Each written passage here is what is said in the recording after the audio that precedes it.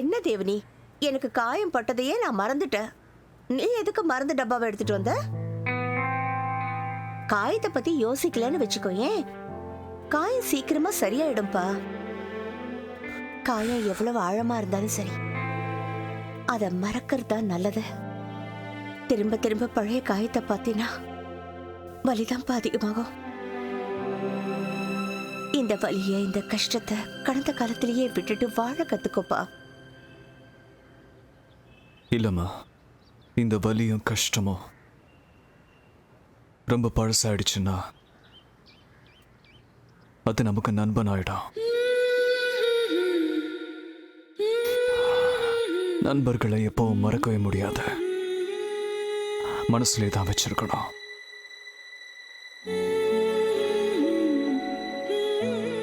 சரிப்பா, என்னைக்காவது இந்த காயத்தை உன் மனசுல இருந்து தூக்கி எரிஞ்சிடு எனக்காக.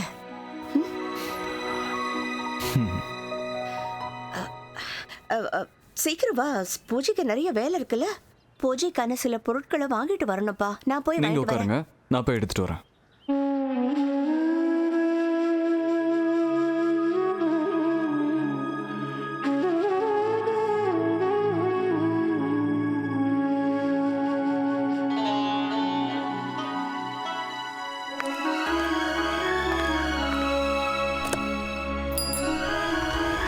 போலாம்.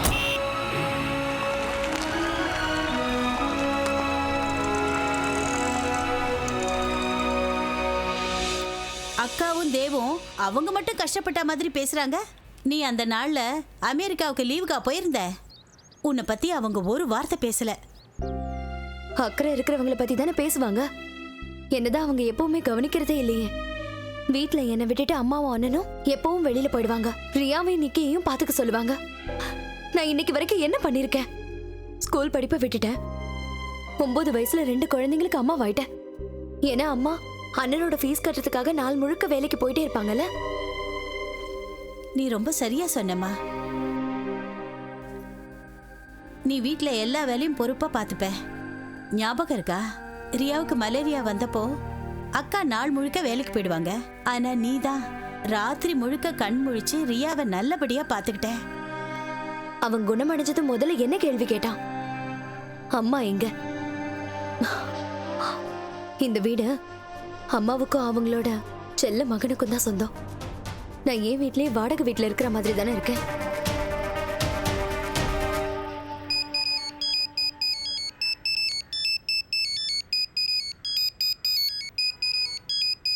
மிஸ்டர் ரூட் தீக்ஷித் கால் பண்றாரா?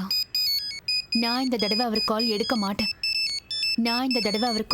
எடுக்க மாட்டேங்கிற? அட தேவ் சாரா?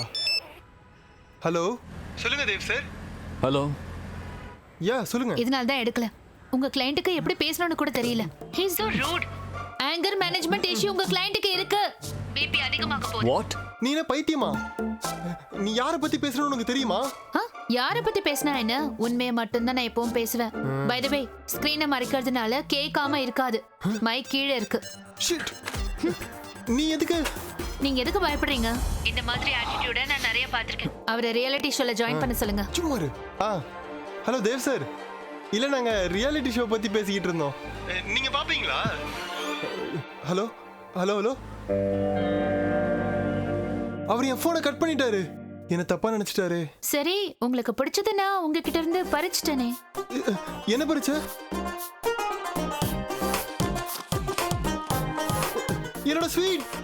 என்னோட ஸ்வீட் எங்க? உங்களோட ரொம்ப ஸ்வீட்டான கனவை நீங்க மேகசினுக்கு நடுவுல மறைச்சு வச்சிருந்தீங்க. நான் கண்டுபிடிச்சிட்டேன். அந்த டஸ்ட்பின்ல இருக்கு. என் ஸ்வீட் எடுத்துட்டு போய் டஸ்ட்பின்ல போட்டியா? தேவ் சரியா அப்செட் ஆகிட்ட. உனக்கு ஒரு வேலையா இல்லையா? நான் வெளியே போறேன். என்னோட கிளைண்ட்ஸ்க்காக சில திங்ஸ் வாங்கணும். உங்க தேவ் சார் கிட்ட கொஞ்சம் தேன் சாப்பிட சொல்லுங்க. அப்பதான் கூலா இருப்பாரு. என் மருமகன் ரொம்ப நல்ல பையன். ஏன் தேவ் ஒன்னு சொல்லவா? பெரிய ஆளுங்களை விட பெரியவங்க அவங்க மாமாவா தான் இருப்பாங்க. என்ன மாதிரி. ஈஸ்வரி என்ன பண்ற சொல்ல? இதெல்லாம் வேலைக்காரங்க செய்யற வேலை. நான் சொல்றத கேட்கவே மாட்டேன்ல. உனக்கு தான் நெருப்புல விழுதுன்னா பிடிக்குமே. அண்ணா, விறகு நெருப்புக்குள்ள போகலன்னா எப்படி சப்பாத்தி செய்ய முடியும்?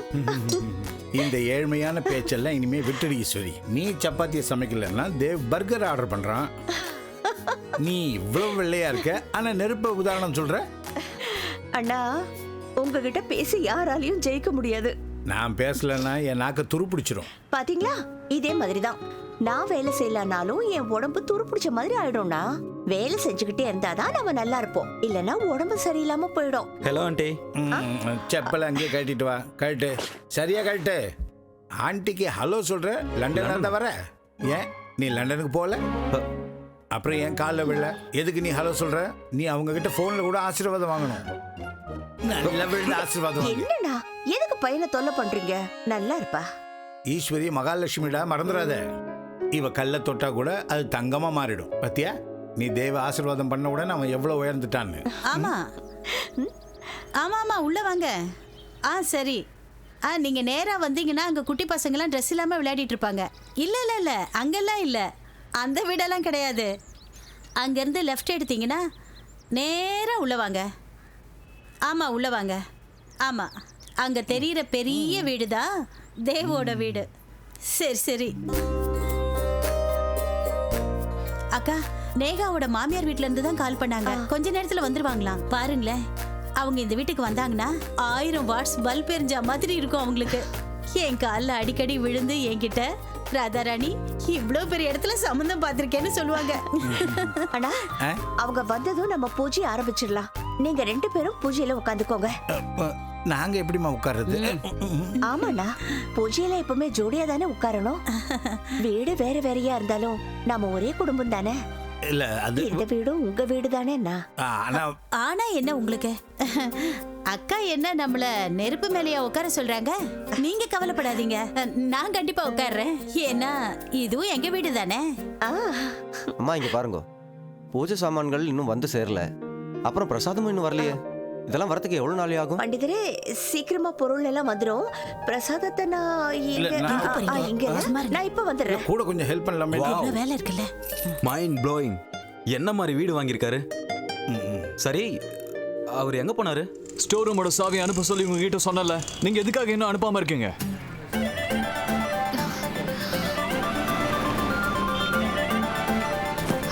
Sorry sorry sorry.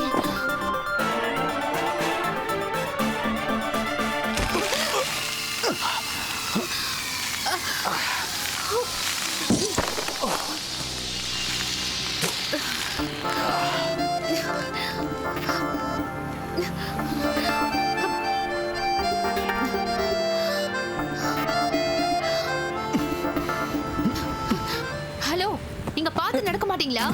நடக்க தெரியலனா பேசாம வீட்லயே உட்காந்துக்கோங்க. ஹலோ மேம், உங்களுக்கு பேச தெரியலன்னா கொஞ்சம் வாயை மூடிட்டு இருங்க. அப்படியா? கீழே விழுந்தாலும் அதுக்கு மேல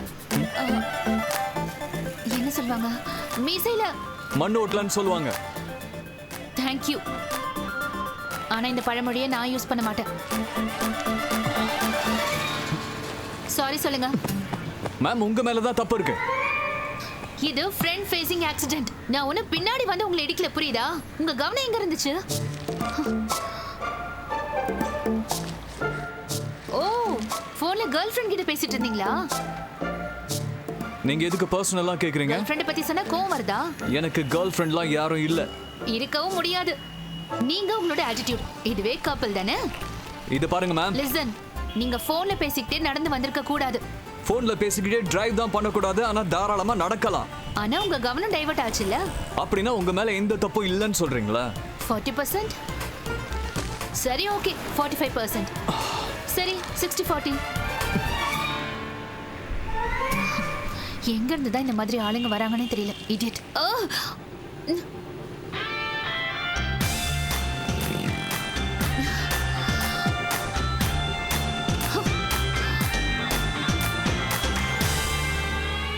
லட்டு ருசியா இருக்குங்கிறது வாசனையிலேயே தெரிஞ்சிடும். இதுல நம்ம ஏலக்காய் சேர்க்கிறோம் இல்லையா, அந்த ஏலக்காவோட அளவு சரியா இருக்கணும். அம்மா, உங்க கைதான் சுற்றுச்சுல, திரும்பவும் எதுக்கு லட்டு பண்ணிட்டு இருக்கீங்க? விடு, நீ எதுக்கு இங்க வந்த? மாப்பிள்ளை வீட்ல இருந்து வந்திருக்காங்க. மாப்பிள்ளை வீட்டுக்காரங்க வந்துட்டாங்களா? நான் இப்ப வந்துடுறேன். ஏய் சீக்கிரமா வாடா, மாப்பிள்ளை வீட்டுக்காரங்க வந்துட்டாங்க. வாங்க. வணக்கம். வாங்க. வணக்கம். இவ்ளோ பெரிய வீடை கண்டுபிடிக்க உங்களுக்கு கஷ்டமா இல்லல்ல? நான் தான் போன்லயே உங்களுக்கு அட்ரஸ் சொல்லிட்டேனே. எந்த கஷ்டமும் இல்ல. சரி, வீடு எப்படி இருக்கு? ரொம்ப நல்லா இருக்கு. வாங்க வாங்க. வணக்கம் சம்பந்திமா. வணக்கம் சம்பந்தி. வணக்கம். என் கை சுத்தமா இல்ல. அது என்ன இது? ஏதாவது வேலை செஞ்சுட்டு இருந்தீங்களா? டிஸ்டர்ப் எதுவும் பண்ணலையே? இல்ல இல்ல, என்ன பேசுறீங்க நீங்க? உள்ள லட்டு செஞ்சுட்டு இருந்தாங்க, அதுக்கு நான் நீங்க உள்ள வாங்க. அதெல்லாம் இருக்கட்டும், எந்த ஃபார்மாலிட்டிஸும் இங்க தேவையில்லை. மாப்பிள்ளை வீட்டுக்காரங்கன்னா எல்லாரும் விழுந்து விழுந்து கவனிக்கணுமா என்ன? சரி வாங்க வாங்க, உள்ள வாங்க. அதெல்லாம் இருக்கட்டும், முதல்ல உங்க வேலையை நீங்க முடிங்க. நீங்க ஃப்ரீ ஆனதுக்கு அப்புறம் எங்களை கவனிங்க போதும். நான் பிரசாதத்தை செஞ்சுட்டு வந்துடுறேன், நீங்க உள்ள வந்து உட்காருங்க. இன்னைக்கு நீ பாத்துக்கோமா. வாங்க வாங்க உள்ள போலாம்.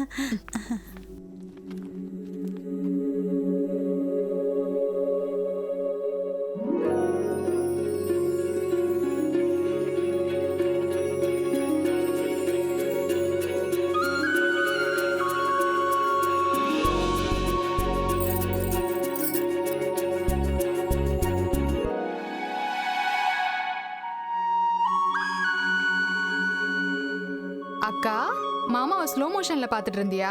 அது எப்படி எப்படி? லல்லலா லலா லல்லலா லலா. மாமா உனக்கு பிடிச்சிருக்குல்ல? ஆக்சுவலி இதெல்லாம் பார்க்கும்போது அக்கா அரேஞ்ச் மேரேஜ் இல்லாம லவ் மேரேஜ் பண்றாங்களோன்னு தோணுது. சும்மா இரு. எதுக்கு சும்மா பேசிட்டு இருக்கா? அக்கா நீங்க வெக்கப்படுறீங்க.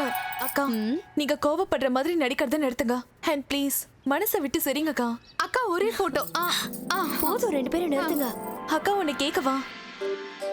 உங்களுக்கு மாமா கிட்ட ரொம்ப பிடிச்ச விஷயம் என்னது? மாமா ஹேண்ட்ஸமா இருக்காங்கல்ல? ப்ளீஸ் அக்கா சொல்லுங்களேன். அவர்கிட்ட சொல்லாமலேயே என் மனசுல இருக்க எல்லா கஷ்டத்தையும் புரிஞ்சுக்கிட்டாரு. அதனாலதான் என் கண்டிஷன்ஸ் அவர் ஏத்துக்கிட்டாரு. எந்த கஷ்டமும் இல்லாம வாழ்க்கையில ஃபர்ஸ்ட் டைம் ரொம்ப சந்தோஷமா இருக்கேன். அட்லீஸ்ட் ஒருத்தருக்காவது என்னோட சந்தோஷமும் என்னோட ட்ரீம்ஸும் ரொம்ப முக்கியமா இருக்குல்ல. பிரியா. சமீர் நேகா கிட்ட தனியா பேசணும்னு சொன்னா. போஸ் என்ன கேரேஜோட சாவி அனுப்பிட்டாரு. இந்தாங்க பண்ணி தரையா? கொடுங்க. நான் கொடுக்க மாட்டேன். விடுங்க. பூஜை பொருளை கொண்டு வந்திருக்கேன், எனக்கு மட்டும் கொஞ்சம் எக்ஸ்ட்ரா அருள் கிடைக்கணும். கடவுள்கிட்ட சொல்லுங்களேன், நீங்க தான் கடவுள்கிட்ட டைரக்டா பேசுவீங்கல்ல. என்ன பண்ணிதர் இப்படி இருக்கீங்க? நீங்க பெரிய பூஜை எல்லாம் பண்றீங்க, கடவுள்கிட்ட புண்ணியத்தை வாங்கி கொடுங்கன்னா எதுவுமே கேட்காம இருக்கீங்க. வாங்க, டீ காஃபி ஏதாவது? இல்ல பரவாயில்ல, வேண்டாங்க சார். கொடுங்க, ஜூஸ் எடுத்துக்கோங்க சார். ரொம்ப நாள் கழிச்சு வந்திருக்கீங்க, எடுத்துக்கோங்க. தேங்க்ஸ். வாங்க வாங்க வாங்க, நம்ம வீடு தான், கவலைப்படாதீங்க. வீடு பாத்தீங்களா? இவ்ளோ பெரிய வீட்டுல இருக்கிற பொண்ணு உங்க வீட்டுக்கு மருமகளா வரப்போறா. பெரிய வீட்டு பொண்ணுங்கனாலே கொஞ்சம் ஆணவம் இருக்கதானே செய்யும். இந்த வீட்டுக்கு வந்ததும் தனி கொடுத்தனம் போகணும்னு சொல்லிட்டா. நாங்களும் எங்க பையன் சந்தோஷத்துக்காக அவ கண்டிஷனுக்கு ஒத்துக்கிட்டோம். அவங்க தனியா இருக்கட்டும்னு முடிவு பண்ணிட்டோம். இது எங்க நடக்கும் சொல்லுங்க பாக்கலாம். ஆனா ஒரு விஷயம், இந்த பொண்ணு உண்மையா இருக்கா? எதையும் மறைக்காம வெளியில சொல்லிடுறா. நீங்க தான் பொண்ணு பாத்துட்டீங்கல்ல, மத்த விஷயம் அப்புறம் பேசிக்கலாம்.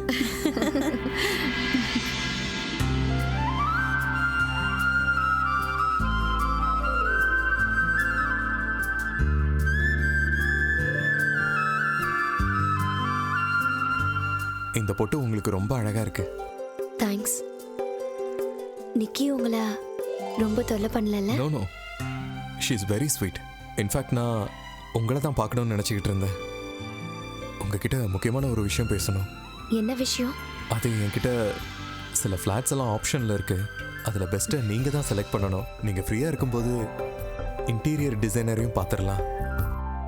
என் வீட்டுக்கு நானே இன்டீரியர் பண்ணணும்னு நினைக்கிறேன். அதுக்கு எந்த டிசைனரும் தேவையில்லை. சரி, நீங்கள் விருப்பப்படுற மாதிரி தான் எல்லாமே நடக்கும். உங்களுக்கு பிடிச்ச மாதிரி எல்லாத்தையும் நான் செய்வேன். ஆனா கிச்சனா ரொம்ப பிரமாதமா பண்றாங்க. ரொம்ப. இந்தாங்க. இதுதான் தேவ். வணக்கம் ஆண்டி. நல்லா இருப்பா, சந்தோஷமா இரு. எப்படி இருக்கீங்க?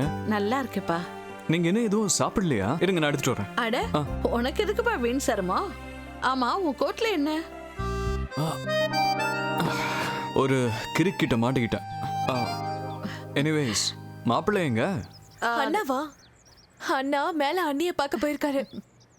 அப்போ அம்மா ஆண்டி நான் இப்போ வந்துடுறேன். Excuse me. நேஹா, அதாவது குழந்தைக்கான கண்டிஷனை நீங்கள் மறந்துட்டீங்கன்னா நல்லாயிருக்கும். ஐ மீன், நான் என் அப்பா அம்மாவுக்கு ஒரே பையன். நேஹா, அவங்க நிலைமையும் கொஞ்சம் யோசி. I want a family. ஆனா எனக்கு குழந்தைங்களே வேணாம். இந்த விஷயத்தை நான் முன்னாடியே கிளியரா சொல்லிட்டேன். தேவன் உங்ககிட்ட சொன்னாருங்க, நீங்க அவர் சொன்னதை accept பண்ணிட்டீங்கல்ல? I know Neha, and I'm sorry for that. Still listen Neha, this is not fair. Really? என்கேஜ்மெண்ட்க்கு ஒரு நாளைக்கு முன்னாடி நீங்க இதெல்லாம் என்கிட்ட சொல்லிட்டு இருக்கீங்க? நீங்க பேசுறது ரொம்பவே நல்லா இருக்கு. அப்படியே இன்னொரு விஷயத்தை நீங்க பண்ணிடுங்க. யாரு நம்ம கல்யாணத்தை பேசி முடிவு பண்ணாரோ அவர்கிட்ட போய் கல்யாணம் எதுக்காக நின்னுடுச்சுன்னு சொல்லிடுங்க. என் கண்டிஷன்ஸ் எதுவுமே பிடிக்கலன்னா எங்க அண்ணா கிட்ட போய் நேரடியா நீங்களே சொல்லிடுங்க. நான் கல்யாணமே பண்ணிக்காம இருந்துடுறேன்.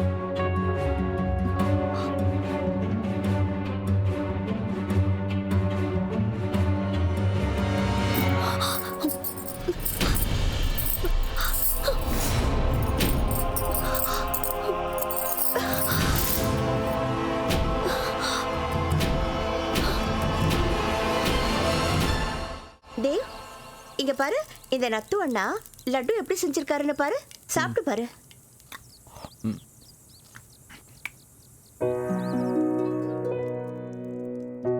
இந்த லட்டு நீங்க தான் செஞ்சிருக்கீங்க. வேற யார் செய்வாங்க? இவருக்கு செய்ய தெரியல.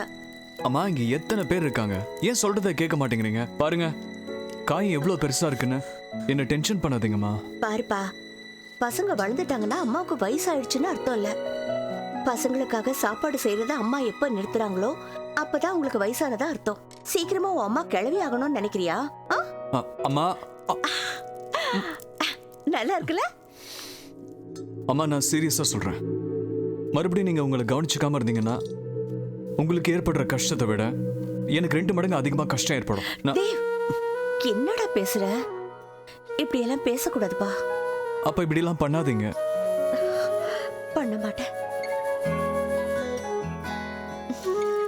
நான் சேஞ்ச் பண்ணிட்டோன்னு சீக்கிரம் நீங்க வெளியே வாங்க. மாப்பிள்ளை வீட்டுக்காரங்களா வெயிட் பண்றாங்க. ஓகே?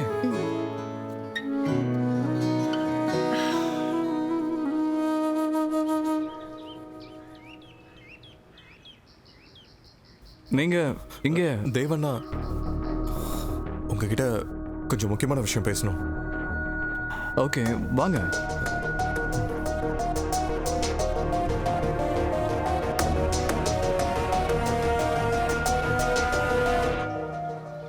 இந்த போட்டோ அழகா இருக்குல்ல? நான் தான் சொல்றேன்ல, வேற போட்டோவை காட்டு. இல்ல, இது நல்லா இருக்கு. இது நல்லா இருக்கு. இதுதான். விருந்தாளிங்க இருக்கும்போது இங்க நின்னு என்ன பேசிட்டு இருக்கீங்க? சேட்டை எதுவும் பண்ண கூடாது. அக்கா ரொம்ப சந்தோஷமா இருக்காங்க. இதுக்கு முன்னாடி இப்படி சிரிச்சு பார்த்ததே இல்ல. இங்க பாருங்களேன்.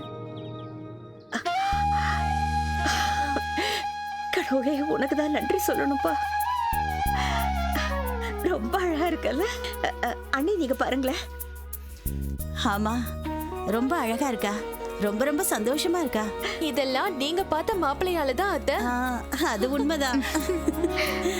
கடவுள் புண்ணியத்துல எல்லாமே நல்லதா நடக்குது. இனிமேலும் நல்லதே நடக்கும். இதே மாதிரி என் மக சந்தோஷமா இருக்கணும், சிரிச்சுக்கிட்டே இருக்கணும். கடந்த காலத்தை எப்பவும் திரும்பி பார்க்க கூடாது. என்னது வேணான்னு சாதாரணமா சொல்றீங்க?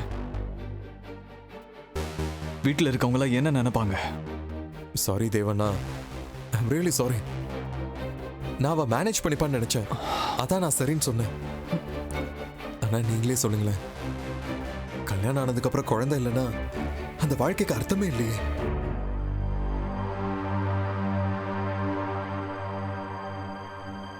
சமீர் அதை முன்னாடியே யோசிச்சிருக்கணும். எனக்கு நல்லா தெரியும் தேவண்ணா, நான் கொஞ்சம் அவசரப்பட்டுட்டேன். அதனாலதான் இப்ப சாரி சொல்றேன். நேகா என்னோட மனசை கொஞ்சம் புரிஞ்சுக்க மாட்டாளா? அவ சொன்ன எல்லா கண்டிஷனுக்கும் நான் ஒத்துக்கிட்டேன். ஆனா இந்த விஷயத்துல மட்டும். சரி, நான் நேஹா கிட்ட பேசுறேன். ஆனா சமீர், அது வரைக்கும் நீங்க கவலைப்படாதீங்க. Don't worry about it. நான் யார்கிட்டையும் எதையும் சொல்ல மாட்டேன். ஓகே நேஹா? என்ன சமாதானப்படுத்தணும்னு எந்த அவசியமும் இல்ல. இத பாரு, நான் உன்னோட அண்ணன். உனக்கு எது தேவை எது தேவையில்லைங்கிறது எனக்கு நல்லா தெரியும். சரி அப்ப ஓகே, என்ன திட்டுங்க. என் கஷ்டத்துக்கு நான் தான் காரணம்னு சொல்லுங்க. சமீரோட டிசிஷன் தான் சரின்னு சொல்லுங்க. எனக்கு சமீரோட டெசிஷன் முக்கியம் இல்லை நேஹா.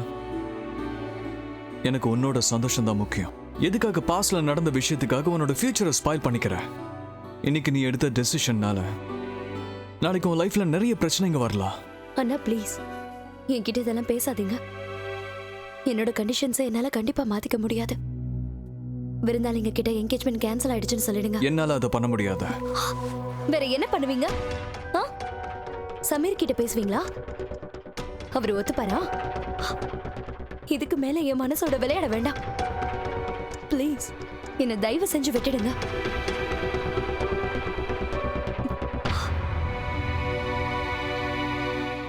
உனக்கு கல்யாணம் ஆனதுக்கு அப்புறம், நீ இன்னொரு வீட்டுக்கு போனதுக்கு அப்புறம், உனக்கு 70 வயசு ஆனதுக்கு அப்புறமும் என்னால ஒரு நாள் கூட உன்னை பத்தி யோசிக்காம இருக்க முடியாது. ஏன்னா நான் உன் அண்ணன். உன் லைஃபுக்குள்ள ஏதாவது பிரச்சனை வரணும்னா அந்த பிரச்சனை முதல்ல என்னோட போராடி ஆகணும். சரி ஓகே, ஒருவேளை இன்னைக்கு நீங்க என் விதியை மாத்திட்டீங்கன்னா எல்லா வருஷமும் நிக்கிறியா மாதிரி நான் ரக்ஷா பந்தனுக்காக வெயிட் பண்றேன். ஞாபகம் இருக்கானா? எல்லா வருஷமும் நீங்க என்கிட்ட என்ன வேணும்னு கேட்பீங்க. ஆனா அதுக்கு நான் எப்பவுமே வேண்டான்னு சொல்லுவேன். சின்ன வயசுல இருந்து இது நாள் வரைக்கும் இப்படிதான் சொல்லியிருக்கேன், தெரியும்ல? இன்னைக்கு சொல்றேன், ஒருவேளை நீங்க சொல்ற மாதிரி என்னோட எல்லா கண்டிஷன்ஸ்க்கும் ஒத்துக்கிட்டாருன்னா, அதுவும் முழு மனசோட, முதல்ல அவர் ஒத்துக்கிட்ட மாதிரியே அப்படி நடந்தா உங்களுக்கு என் மேல பாசம் இருக்குன்னு ஒத்துக்கிறேன். உனக்கு என்ன பைத்தியமா? நான் உன் மேல வச்சிருக்கிற பாசத்துக்கு அளவே இல்லை.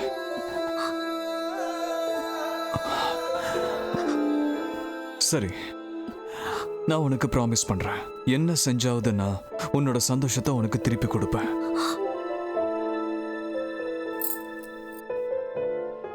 இந்தா.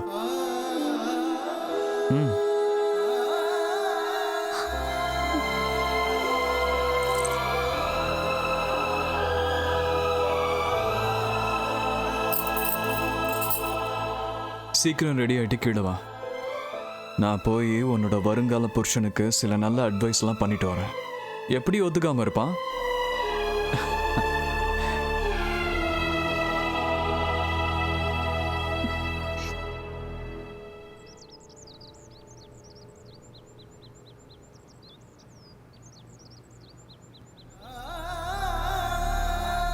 என்ன தேவனா, ப்ளீஸ் அண்ணா, இப்படியெல்லாம் பண்ணி என்னை கஷ்டப்படுத்தாதீங்க. எனக்கு ரொம்ப அவமானமா இருக்கு. என் தங்கச்சியோட நாள் தன்னோட வாழ்க்கையை வெறுத்துக்கிட்டு இருந்தாங்கிறத நான் கவனிக்காமே விட்டுட்டேன். நேஹா ரொம்ப நல்ல பொண்ணு. நீ சொல்றதும் சரிதான் தோணுற. என் கம்பெனியோட 30% ஷேரை உனக்கு கொடுக்க நான் தயாரா இருக்கேன்.